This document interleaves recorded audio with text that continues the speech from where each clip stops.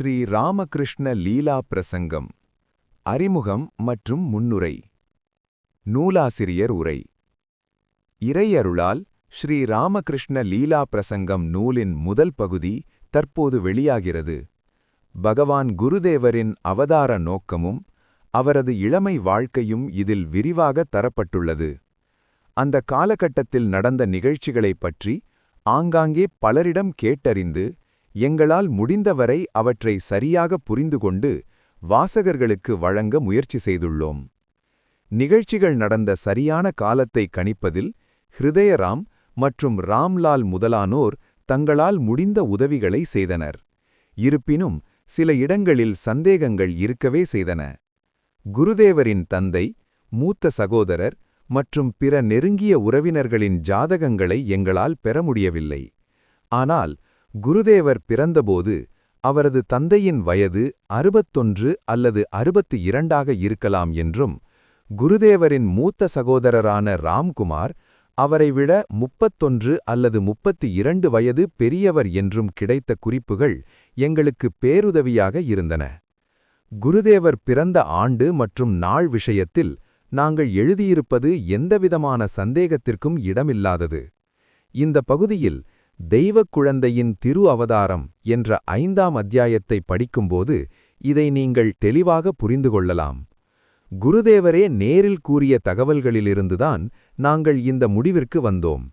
எனவே குருதேவரின் பிறந்த நாளை துல்லியமாக நிர்ணயித்த பெருமை அவரையே சாரும். இந்த நூலிலுள்ள வேறு பல நிகழ்ச்சிகளையும் கூட நாங்கள் குருதேவரிடமிருந்தே நேரடியாக கேட்டிருக்கிறோம். அவரது இளமை மற்றும் வாலிப பருவத்தின் பல நிகழ்ச்சிகளை எழுதும்போது இவ்வளவு விளக்கமாகவும் கோர்வையாகவும் எழுத முடியுமா என்பதில் எங்களுக்கு பெரும் சந்தேகமிருந்தது. ஆனால் அது சிறப்பாக நிறைவேறியிருப்பதைக் காணும்போது ஊமையை பேசவும் முடவனை மலைதாண்டவும் வைக்கின்ற இறைவனின் பேரருளை எண்ணி மீண்டும் மீண்டும் அவனை வணங்குகிறோம். இந்த பகுதியை படித்த பிறகு தொடர்ந்து சாதகநிலை மற்றும் குருநிலை என்ற 2 பகுதிகளையும் படிக்கும்போது குருதேவர் பிறந்ததிலிருந்து 1881ஆம் ஆண்டு வரை நடந்த நிகழ்ச்சிகள் காலவரிசைப்படி தரப்பட்டுள்ளதை நீங்கள் காண முடியும். பணிவுடன், ஆசிரியர். முன்னுரை. 1. பாரதத்தின் உயிர்நாடி ஆன்மீகமே. பாரத தேசத்தையும் பிற நாடுகளின் சமய உணர்வுகளையும் எண்ணங்களையும் நம்பிக்கைகளையும் ஒப்பிட்டு ஆராயும்போது அவற்றின் லட்சியங்களிலும் அந்த லட்சியங்களை அணுகும் முறைகளிலும் பெரும் வேறுபாடுகள் இருப்பதைக் காணலாம். தொன்று தொட்டே பாரத தேசம் புலன்களுக்கு எட்டாத கடவுள், ஆன்மா மற்றும் மறு உலகம் முதலானவற்றை உண்மை என்று ஏற்றுக்கொண்டு அவற்றின் மீது திடமான நம்பிக்கை வைத்துள்ளது. மேலும் அவற்றை அனுபவபூர்வமாக உணர எல்லாவித முயற்சிகளையும் மேற்கொண்டு வந்துள்ளது. இதன் விளைவாக மெய்ஞான அனுபூதியே பாரத நாட்டின் லட்சியமாகவும் தனிமனித வாழ்வின் லட்சியமாகவும் அமைந்துள்ளது. அதனால்தான் நம் நாட்டின் எல்லாச் செயல்களிலும் ஆன்மீக உணர்வு ஊடுருவி நிற்பதை நாம் காண்கிறோம். 2. பாரதத்தில் அவ்வப்போது மகான்கள் தோன்றியதே இதற்கு காரணம். புலனறிவிற்கு அப்பாற்பட்ட விஷயங்களின் மீது நிலவும் இந்த தீவிர நாட்டத்திற்கான காரணத்தை அறிய முற்படும்போது ஒரு உண்மை புலப்படும். ஆன்மீகப் பேருணர்வும் தெய்வீக அனுபவமும் பெற்ற மகான்கள் இந்த திருநாட்டில் அவ்வப்போது தோன்றிக் கொண்டே இருந்ததே இதற்கு முதன்மை காரணமாகும். அந்த மகான்கள் கண்ட அரிய தெய்வீக காட்சிகளின் பெருமையை அறியவும் அவர்களின் ஆற்றல்களை உணரவும் அவற்றைப் பற்றி பேசவும் மக்களுக்கு பல வாய்ப்புகள் கிடைத்தன. அந்த வாய்ப்புகளே ஆன்மீகத்தின் மீது மக்களுக்கு மிகுந்த நம்பிக்கையும் ஈடுபாடும் ஏற்பட காரணமாயின. இவ்வாறு பழங்காலத்திலிருந்தே பாரதத்தின் வாழ்க்கை முறையானது ஆன்மீகம் என்னும் உறுதியான அஸ்திவாரத்தின் மீது எழுப்பப்பட்டிருந்தது. இந்த ஆன்மீகத்தின் மீது தனது லட்சியத்தை திடமாக ஊன்றி சிறந்த பழக்கங்களையும் நெறிகளையும் கொண்ட ஒரு புதிய சமுதாயத்தை இந்த நாடு உருவாக்கியது. ஒவ்வொரு குடிமகனும் தனது இயல்பிற்கும் விருப்பத்திற்கும் அமைந்த தினசரி கடமைகளை செய்து வாழ்க்கையின் உயர்ந்த லட்சியமாகிய மெய்ஞானத்தை மிகவும் எளிய முறையில் அடைய நம் சமுதாயம் வழிவகுத்தது. இந்த நியதிகளையும் வழிமுறைகளையும் நாம் வாழையடி வாழையாக பின்பற்றி வருவதால் இன்றும் இந்தியாவில் ஆன்மீக கருத்துகள் புத்துணர்ச்சியுடனும் பேராற்றலுடனும் விளங்குகின்றன. 3. பாரதத்தின் ஆன்மீகம் இறைக்காட்சியை அடிப்படையாகக் கொண்டது. இந்த உலகைப் படைத்த கடவுளை தவம், புலனடக்கம் மற்றும் தீவிர ஆன்மீக நாட்டத்தின் மூலம் ஒவ்வொருவரும் நேரில் காணலாம், அவருடன் ஒன்றிவிடலாம் என்னும் உறுதியான நம்பிக்கையை இன்றும் நம் மக்கள் கொண்டுள்ளனர். ரிஷி, ஆப்தர், அதிகாரி, பிரகிருதி லீன புருஷர் போன்ற சொற்களின் பொருளை ஆராய்ந்தால் ஆண்டவனை அடைதலையே லட்சியமாகக் கொண்டது பாரத சமயம் என்பது தெளிவாகும். சமயத்தை மறுமலர்ச்சி பெறச் செய்வதற்காக தோன்றிய ஆசாரிய புருஷர்களை வகைப்படுத்த இந்த பெயர்கள் வேத காலத்திலிருந்தே பயன்படுத்தப்பட்டு வருகின்றன. ஏனெனில் புலன்களுக்கு அப்பாற்பட்ட பரம்பொருளை அவர்கள் அறிந்திருந்த காரணத்தால் தங்களிடம் தோன்றிய மேலான சக்திகளை தகுந்த ஆதாரங்களின் மூலம் அவர்கள் நிரூபித்தும் காட்டியுள்ளனர். இதில் சிறிதும் ஐயமில்லை. வேதகால ரிஷிகளிலிருந்து புராணகால அவதாரங்கள் வரை ஒவ்வொருவர் விஷயத்திலும் இந்த கருத்து முழுமையாக பொருந்தும். 4. பாரதத்தில் அவதாரக் கொள்கையின் பிறப்பும் வளர்ச்சியும். சாங்கியம் கூறும் கல்ப நியாமக ஈஸ்வரன். வேதகாலத்தை சேர்ந்த ரிஷியே பின்னர் புராண காலத்தில் அவதாரமாக கருதப்பட்டார் என்பதை நாம் எளிதில் புரிந்து கொள்ளலாம். புலனறிவிற்கு அப்பாற்பட்ட பரம்பொருளை உணரும் ஆற்றலை சிலர் பெற்றிருந்தனர் என்ற உண்மையை வேதகால மனிதன் அறிந்திருந்தான். அவர்கள் எல்லோரையும் அவன் பொதுவாக ரிஷி என்று அழைத்தான். ஆரம்பத்தில் அவர்கள் பெற்றிருந்த சக்தியின் அளவில் வேறுபாடுகள் இருந்ததை மனிதன் அறிந்திருக்கவில்லை. ஆனால் காலப்போக்கில் அவனது அறிவும் விவேகமும் வளர்ந்தபோது எல்லா ரிஷிகளிடமும் உள்ள ஆற்றல் ஒரே மாதிரியானது அல்ல என்பதை அவன் உணர்ந்தான். ஆன்மீக உலகில் சிலர் சூரியனைப் போலவும், சிலர் சந்திரனைப் போலவும், சிலர் நட்சத்திரங்களைப் போலவும் மற்றும் சிலர் மின்மினி பூச்சிகளைப் போலவும் விளங்குவதை அவன் அறிந்து கொண்டான். அதன் பின்னர் ஆற்றலுக்கு ஏற்றாற்போல் ரிஷிகளை வரிசைப்படுத்தத் தொடங்கினான். அப்போது சில ரிஷிகள் ஆன்மீக உண்மைகளை வெளிப்படுத்துவதில் சிறப்பான ஆற்றல் பெற்றிருந்ததைக் கண்டான். இவ்வாறு தத்துவசாஸ்திர காலத்தில் சில ரிஷிகள் ஆதிகாரிக புருஷர்கள் என்று அழைக்கப்பட்டனர். சாங்கிய தத்துவத்தை நிறுவியவரும் கடவுள் இருப்பதை குறித்து ஐயம் கொண்டவருமான கபிலர் கூட இந்த ரிஷிகளை ஏற்க வேண்டியதாயிற்று. தாம் நேரில் கண்ட உண்மையை அவரால் எப்படி சந்தேகிக்க முடியும்? கபிலரும் அவரை பின்பற்றுவோரும் தங்கள் நூல்களில் இந்த ஆதிகாரிக புருஷர்களை பிரகிருதிலீன புருஷர்களுடன் வகைப்படுத்தியுள்ளனர். இத்தகைய சிறந்த ஆற்றலுடையவர்கள் தோன்றுவதற்கான காரணத்தை இந்த தத்துவஞானிகள் ஆராய்ந்து கீழ்க்கண்ட முடிவுகளுக்கு வந்தனர். தூய்மை, புலனடக்கம் முதலிய அருங்குணங்களை உடைய இவர்கள் உயர்ந்த ஞானத்தை அடைந்திருந்தாலும் உலகுக்கு நன்மை செய்ய வேண்டும் என்கிற தீவிர ஆசை இவர்களை எல்லையற்ற ஆன்மாவில் ஒன்றுவதிலிருந்து சிறிது காலம் தடுத்து நின்றது. அந்த தீவிர ஆசையினால் அவர்கள் எல்லாம் வல்ல பிரகிருதியில் ஆழ மூழ்கி பிரகிருதியின் ஆற்றல்களை தங்களுடையதாக உணர முடிந்தது. அத்தகைய 6 வகை ஆற்றல்களைப் பெற்று ஒரு யுகம் முடியும் வரை எண்ணற்ற வழிகளில் மக்களுக்கு நன்மை செய்து முடிவில் அவர்கள் ஆன்மாவில் ஒன்றினர். சாங்கிய தத்துவ ஞானிகள் இந்த பிரகிருதிலீன புருஷர்களை அவர்களது ஆற்றலுக்கு ஏற்ப கல்ப நியாமக ஈஸ்வரன் மற்றும் ஈஸ்வர கோடி என்று 2 பிரிவுகளாக பிரித்துள்ளனர். 5. பக்தி காலத்தின் எங்கும் நிறைந்த உருவக் கடவுள். தத்துவ சாஸ்திர காலத்திற்கு பின்னர் பக்தி நெறி சிறப்பாக வளர்ந்தது. அந்த காலத்தில் வேதாந்தத்தின் ஆதிக்கம் காரணமாக மக்கள் இறைவனை எங்கும் நிறைந்தவராகவும் எல்லா உயிர்களின் மொத்தமானவராகவும் வழிபட ஆரம்பித்தனர்.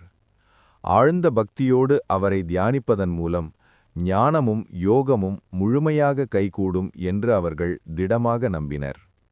எங்கும் நிறைந்த, என்றும் தூய்மையான, எப்போதும் விழிப்பான, என்றும் சுதந்திரமான உருவக்கடவுளின் முழுமையான அல்லது பகுதி தோற்றமே சாங்கிய தத்துவம் கூறுகின்ற கல்ப நியாமக ஈஸ்வரன் என்று மக்கள் விரைவில் நம்பத் தொடங்கினர்.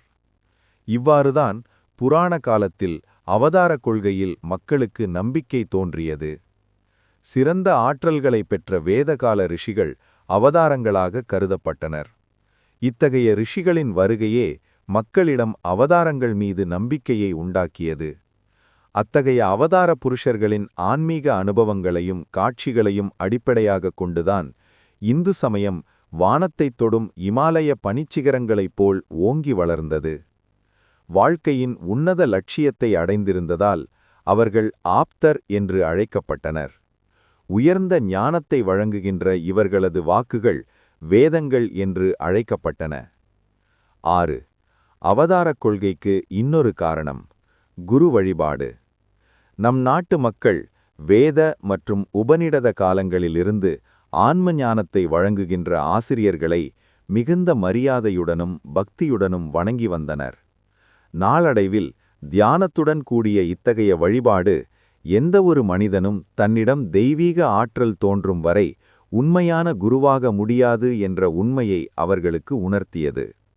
சுயநலம் படைத்த சாதாரண மனிதனின் இயல்பிலிருந்து வேறுபட்டு உண்மையான குரு தமது கருணையாலும் தன்னலமற்ற பண்பாலும் மக்களுக்கு நன்மை செய்கிறார். அதனால் மக்கள் அவரை மனிதகுலத்தில் உன்னதமானவர் எனக் கருதி முதலில் வழிபட்டனர். பின்னர் நம்பிக்கை, மரியாதை மற்றும் பக்தி ஆகியவற்றின் மூலம் அவரிடம் தெய்வீக சக்தியின் வெளிப்பாட்டைக் கண்டனர். மேன்மேலும் அவரது இறைப்பண்புகளில் நம்பிக்கையும் உறுதியும் அவர்களுக்கு உண்டாயிற்று. ருத்ரயத் தே தக்ஷிணம் முகம் தேன மாம் வாஹி நித்யம், அதாவது உன் கருணை முகத்தால் என்னை காப்பாற்று என்று இவ்வளவு காலமாக அவர்கள் வேண்டிய பிரார்த்தனை கடைசியில் நிறைவேறியது. கடவுளின் கருணை குருவடிவில் அவர்கள் முன் வந்தது. 7. வேதங்களையும் சமாதி நிலையில் ஏற்படுகின்ற அறிவையும் அடிப்படையாகக் கொண்டது அவதாரக் கொள்கை. குரு வழிபாட்டில் இவ்வளவு முன்னேறிய பிறகு யாரிடம் ஆன்மீக சக்தி வெளிப்பட்டதோ அந்த குருவோடு ஞானம் தருபவனும் மங்கள வடிவினனுமான இறைவனை ஒப்பிட்டுப் பார்க்க மனிதனுக்கு நீண்ட காலம் பிடிக்கவில்லை. இவ்வாறு தொடர்ந்து வந்த குரு வழிபாடே அவதாரக் கொள்கையை உறுதிப்படுத்துவதாகத் தெரிகிறது. முன்னர் குறிப்பிட்டதைப் போல இந்த அவதாரக் கொள்கை புராண காலத்தைச் சார்ந்ததானாலும் வேத காலத்திலேயே இது உருவாகிவிட்டது என்பதில் ஐயமில்லை.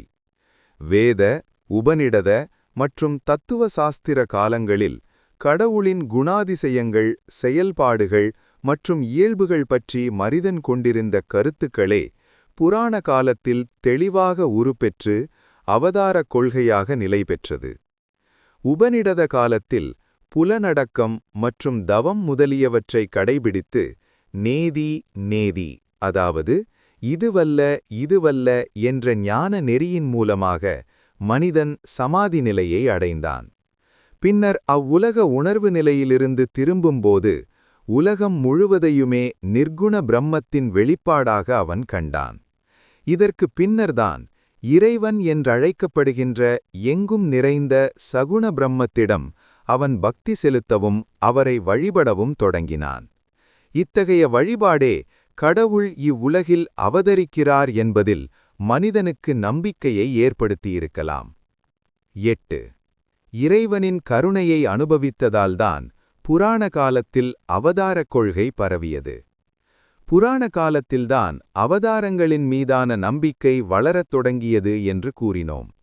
அந்த காலத்தில் ஆன்மீக கருத்துக்களின் வளர்ச்சியில் சில குறைபாடுகள் காணப்பட்டாலும் இறைவனின் அவதார மகிமையில் நம்பிக்கை சிறப்பாக வேரூன்றியது. அந்த நம்பிக்கை சகுண பிரம்மத்தின் நிரந்தர திருவிளையாடல்களை மனிதன் புரிந்து கொள்ள உதவியது. இதன் விளைவாக இந்த உலகின் மூல காரணமாகிய கடவுள் ஒருவர்தான் ஆன்மீக உலகின் உண்மையான வழிகாட்டி என்று மனிதன் உணர்ந்தான்.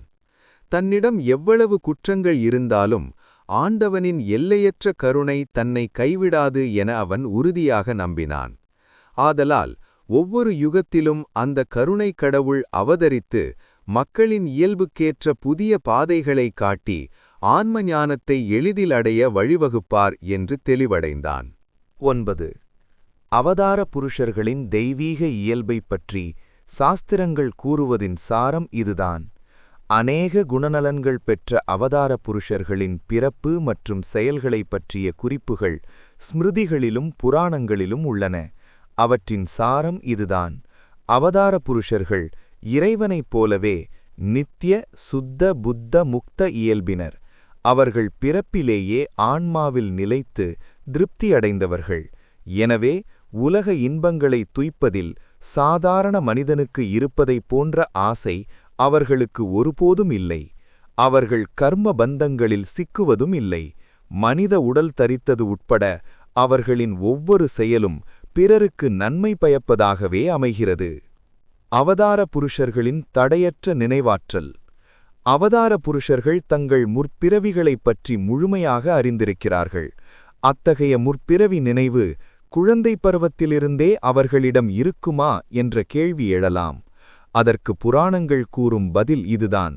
அத்தகைய நினைவு மனத்தினுள் மறைந்திருந்தாலும் குழந்தை பருவத்தில் அது வெளிப்படுவதில்லை. ஆனால் உடலும் உள்ளமும் முதிர்ச்சி பெற்றதும் சுய முயற்சியாலோ அல்லது தானாகவோ அவர்கள் அதை உணர்கின்றனர். மனித உடலை தரித்திருப்பதால் எல்லா விஷயங்களிலும் அவர்கள் சாதாரண மனிதனைப் போலவே நடக்க வேண்டியுள்ளது. தர்மத்திற்கு அவதார புருஷர்கள் புது வடிவம் அளித்தல். உடலும் உள்ளமும் முழுமையாக வளர்ச்சியடைந்ததும் அவதார புருஷர்களுக்கு தங்கள் அவதார நோக்கம் பூரணமாக தெரிய வருகிறது. தர்மத்தை நிலைநாட்டுவதற்காகவே தாங்கள் பிறந்துள்ளதை அவர்கள் உணர்கின்றனர். அந்த நோக்கம் நிறைவேறத் தேவையான அனைத்தும் உரிய வேளையில் தாமாகவே அவர்களிடம் வந்து சேர்கின்றன. மற்றவர்கள் காரிருளில் தடுமாறிக் கொண்டிருக்கும்போது அவர்கள் பேரொளி பாதையில் நடக்கின்றனர். அச்சமோ தயக்கமோ இன்றி லட்சியத்தை அடைகின்றனர். தம்மை தொடரும்படி பிறரையும் அழைக்கின்றனர். மாயைக்கு அப்பாற்பட்ட பிரம்மத்தையும் உலகிற்குக் காரணமான இறைவனையும் அடைவதற்கான புதிய பாதைகளை ஒவ்வொரு யுகத்திலும் அவர்கள் உருவாக்குகின்றனர். 12. சாஸ்திரங்கள் குறிப்பிடுவதன்படி அவதார புருஷர்கள் தோன்றும் காலமும் சூழ்நிலையும். புராண ஆசிரியர்கள் அவதார புருஷர்களின் காலத்தைப் பற்றி ஒரு திட்டவட்டமான முடிவுக்கு வந்தனர். காலப்போக்கில் சனாதன தர்மம் சீர்குலைகிறது. மக்கள் மாயையில் மயங்கி இந்த உலகமும் அது தரும் இன்பங்களுமே எல்லாம் எனக் கருதி வாழ்கின்றனர். நித்தியமான ஆன்மா, இறைவன், மோட்சம் என்பவையெல்லாம் வெறும் கற்பனை கனவுகள் என்று கருதி ஒதுக்குகின்றனர். ஆனால் முடிவில் தாங்கள் ஈட்டிய செல்வமும் இன்பங்களும் வறண்டு போன தங்கள் இதயத்தை நிரப்ப இயலாது என்பதை அவர்கள் அறிகிறார்கள். ஏமாற்றம் என்னும் கரையில்லாத கடலில் மூழ்கடிக்கப்படும் போது விடுதலைக்காக ஏங்கி அழுகின்றனர். இவ்வாறு ஆற்றல் இழந்து கிடக்கின்ற மனிதகுலத்தின் மீது கொண்ட எல்லையற்ற கருணையால் இறைவன் அவதரித்து மாசுபடிந்திருக்கின்ற சனாதன தர்மத்தை தூய்மைப்படுத்துகிறார். ராகுவிடமிருந்து விடுபட்ட சந்திரனைப் போன்று அவதாரத்தின் பேரருளால் தர்மம் மீண்டும் பிரகாசிக்கிறது. அது மட்டுமின்றி பலவீனமான மனிதர்களின் கையை பிடித்து தர்ம நெறியில் வழிநடத்தவும் செய்கிறார் அந்த பேரருட்பெருங்கடல். காரணமின்றி காரியமில்லை. அதேபோல உலகின் தேவையின்றி இறைவன் அவதரிப்பதில்லை. அத்தகைய தேவை சமூகத்தின் ஒவ்வொரு மூலையிலும் ஏற்படும்போது இறைவனின் கருணை பெருகி அவர் ஜகத்குருவாக அவதரிக்கிறார். மீண்டும் மீண்டும் தோன்றுகின்ற அவதார புருஷர்களைப் பற்றி ஆராய்ந்த புராண ஆசிரியர்களின் இறுதி முடிவு இதுவே ஆகும். 13. தற்காலத்தில் அவதார புருஷர் மீண்டும் தோன்றியுள்ளார். உலக குருவும் எல்லாம் அறிந்தவருமாகிய இறைவன் காலத்தின் தேவையினால்தான் அவதரிக்கிறார் என்று நாம் கண்டோம். ஆன்மீகமும் தர்மமும் தழைப்பதற்கு ஏற்புடையதான இந்த புண்ணிய பாரதத்தில் ஒவ்வொரு யுகத்திலும் அவதார புருஷர்கள் தோன்றியுள்ளனர். அவர்களின் திருவடித் தாமரைகளை தாங்குவதன் மூலம் மீண்டும் மீண்டும் புனிதமடைந்துள்ளது இந்த பொன்னாடு. காலத்தின் தேவை ஏற்பட்டபோதெல்லாம் அசாதாரணமான ஆற்றல் பொருந்திய அவதார புருஷர்களின் பிறப்பு இந்த பாரத நாட்டில் ஏற்பட்டுள்ளது, இன்றும் ஏற்படுகிறது. சுமார் 400 ஆண்டுகளுக்கு முன் தோன்றிய பகவான் ஸ்ரீ சைதன்யர் ஹரியின் திருநாமத்தை பாடுவதன் மூலம் மக்களை பரவசத்தில் ஆழ்த்தினார். அத்தகைய நாட்கள் மீண்டும் வந்துள்ளனவா? ஒளி இழந்து மேலை நாட்டினரின் கேலிச் சித்திரமாக மாறியதால் பாரதம் மீண்டும் ஆண்டவனின் அவதாரம் நிகழ்வதற்காக அவரது கருணையை தூண்டியுள்ளதா? அதனால் அவர் மீண்டும் தோன்றியுள்ளாரா? ஆம் வாசகர்களே, நாங்கள் இங்கு எழுதப் போகின்ற இந்த மகாபுருஷரின் வாழ்க்கைச் சரிதத்தை படிக்கும்போது அதன் விடை உங்களுக்குத் தெரியவரும். முற்காலத்தில் ஸ்ரீராமர் ஸ்ரீகிருஷ்ணர் போன்ற எத்தனையோ வடிவங்களில் தோன்றி சனாதன தர்மத்தை நிலைநாட்டிய அந்த பரம்பொருள் மீண்டும் அவதரித்து காலத்தின் தேவையை பூர்த்தி செய்துள்ளது உங்களுக்குப் புரியும்.